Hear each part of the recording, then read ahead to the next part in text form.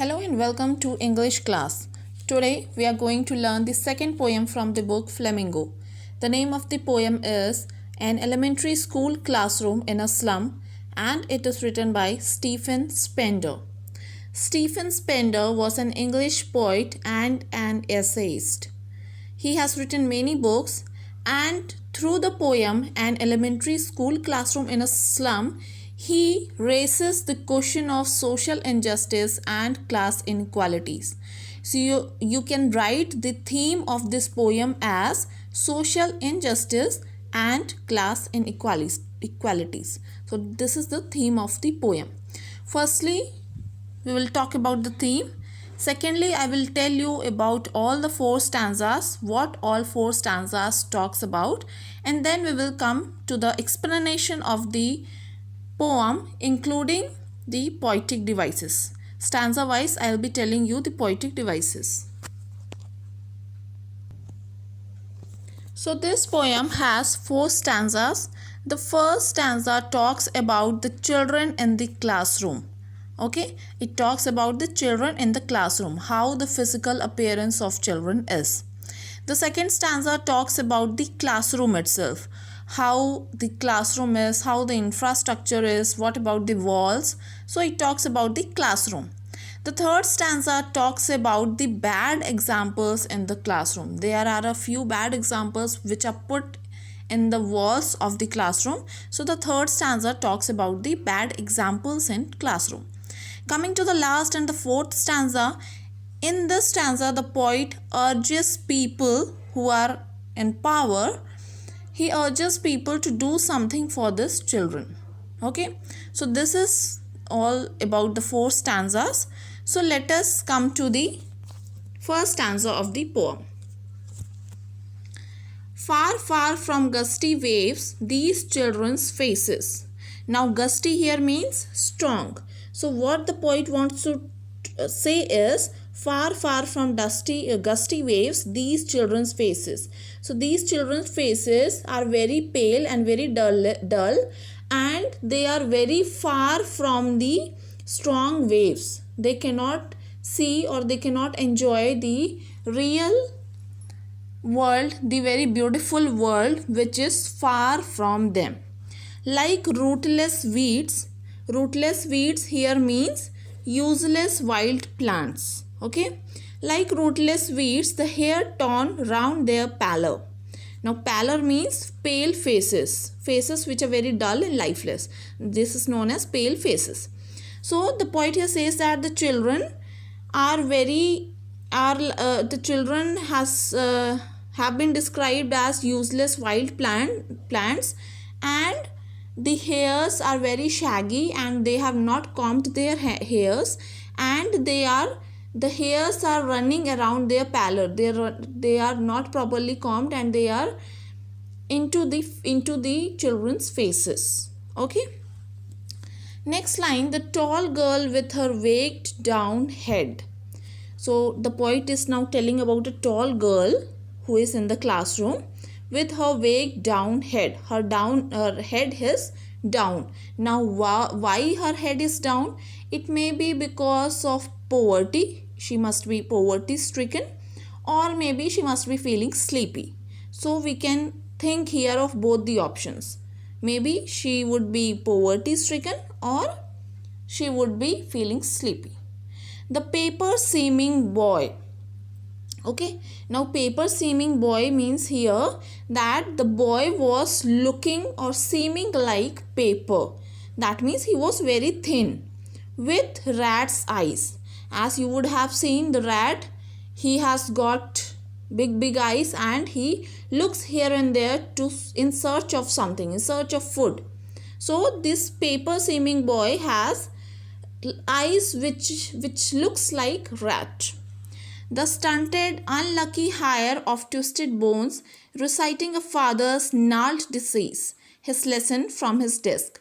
Now the poet, what he says about this paper seeming boy is that he has an inherited twisted bones.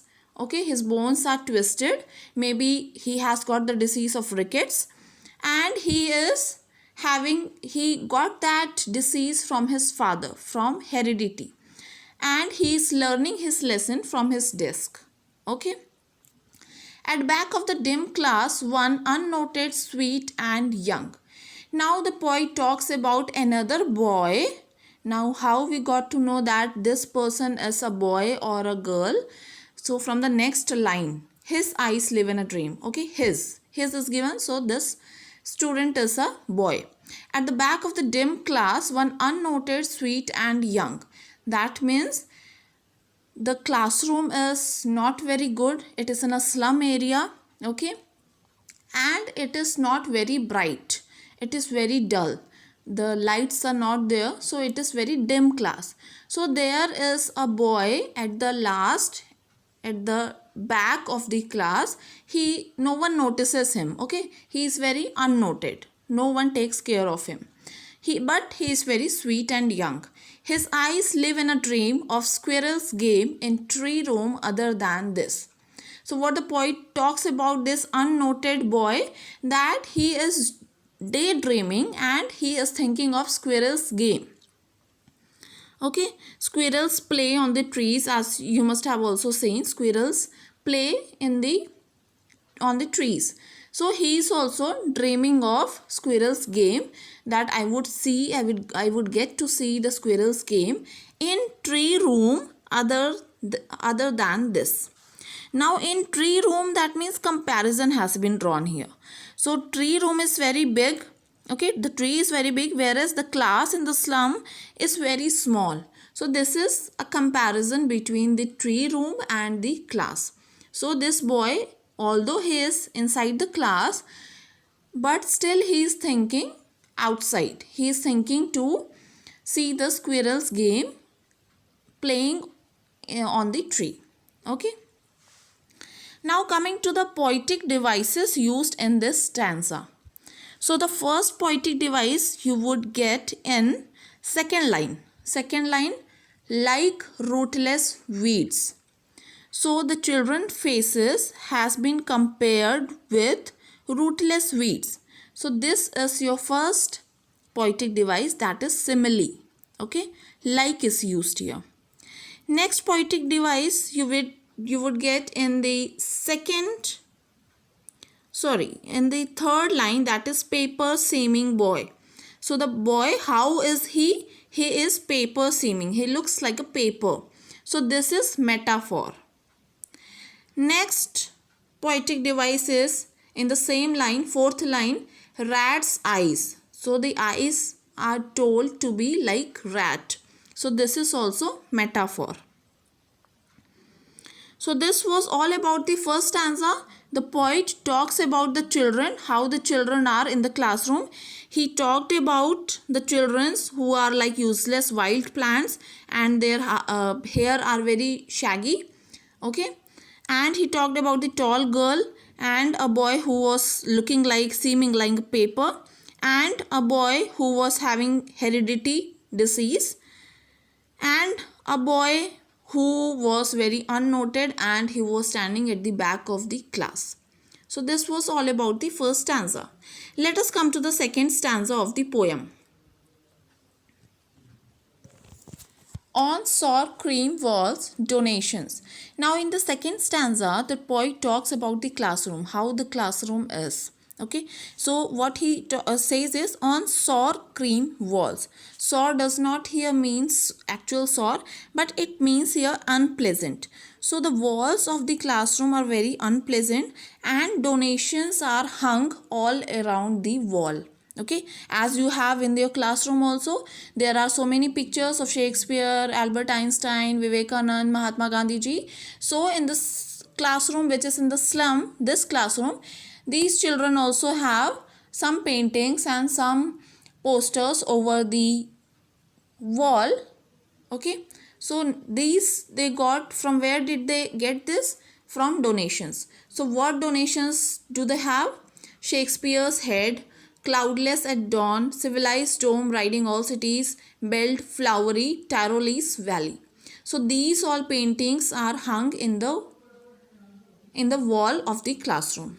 and they are very contrary to the condition of the students there. Open-handed map awarding the world its world. Now there is also a map which is very contrary to the condition of the classroom here. Since these students are in the slum areas, they cannot go outside, they are not given proper education also, but they are given a map where they cannot even go, where they cannot think of going there. And yet for these children, these windows, not this map, their world, where all their futures painted with a fog. Now what the poet talks here is that for these children, these windows are only their map. So they cannot just see the map which is over the wall, and they cannot think of going anywhere, any place which is mentioned in that map. So for them, this slum area, the streets here, the classroom here, so this is what their world is, where all their futures painted with a fog. Now fog here means industries, smoke in slum areas. Usually we have industries near the slum areas, and there is so much of smoke due to industries, and therefore fog is mentioned as smoke here. Okay, so the poet tells that these students cannot even see the blue sky, and they are almost surrounded by fog, by smoke which is released by the industries. A narrow street sealed in with a lead sky. So these children, they do not get to see even blue sky blue. Okay, the sky is of blue color, but due to the smoke of the industries, the sky has got lead sky now. Okay, the sky has got lead color, that is bluish gray sky. The sky has become of bluish gray color, far from rivers, caves and stars of words. So this environment which they are having in the slum area, so that is very far from beauty. That means rivers, caves and stars of words. Stars of words here means education. Okay, so this was all about the second stanza. Let us come to the poetic devices used in this. So the first poetic device used in this stanza is in the sixth line, futures painted with a fog. How the future is painted? It is painted with a fog. So this will be metaphor. Next poetic device you will come across in the second last line, that is lead sky. So how the sky is? It is of lead. Okay, it is of lead color. So lead sky is also metaphor. Let us come to the third stanza. Surely Shakespeare is wicked, the nap a bad example. So the poet here talks is the painting of Shakespeare has been hung over the wall, but it is of no use. The children have no interest on it, and the Shakespeare also has no interest over the children. He cannot take interest, and the map is a bad example just because they are just surrounded with the fog, with the smoke here, and they are in the slum area. So the map cannot provide them any facility, with ships and sun and love tempting them to steal. So the poet talks here is that there are very beautiful things which are full of attractions in the world. There are beautiful ships and sun, and the children can see many beautiful things, but they are stuck into these miserable surroundings. For lives that slyly turn in their cramped holes from fog to endless night. So the poet here asks the question that what do they have? Cramped here means small holes. So when they wake up in the morning, there is always fog there, always smoke there. They don't get to see the bluish sky. The sky is of lead color. So what do these children have? They don't have the basic facilities also, and the sky which is kind of attraction to them, so that is also not visible properly to them. So, and the night is also endless. On their slag heap, these children wear skins peeped through by bones and spectacles of steel. On their slag heap. Now, slag heap means leftover of industries. Okay, whatever is the leftover of industries, it is dumped into a place. So these children, what these children do in the slum areas, they go there, they move around, they find something and they take it with them. So these children wear skins peeped through by bones. So they are wearing clothes and they are very they do not get even proper food. So from the torn parts of that clothes, their bones are visible. Okay, so this is what the poet is talking about. And spectacles of steel with mended glass. What happens when you break a glass? So the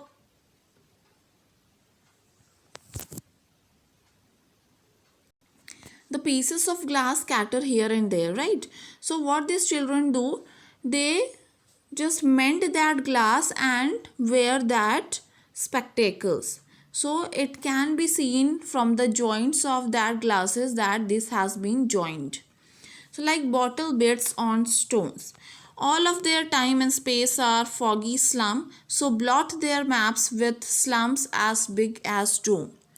Now poet here says that all of their time and all of their space is always in the foggy slum. They cannot go anywhere. They are captured in this foggy slum area. So why don't you put these slum areas in the maps too? Why you have mentioned only big cities and rivers and beautiful places over your maps? Why you have not jotted down, or why you have not blotted these slum areas as a hell there? Doom means hell. So the poet talks about the bad examples in the classroom and the map. Okay, bad examples as well as the map which is hung over the classroom. He talks about that in this stanza. Now in this stanza we have like bottle bits on stones. So this is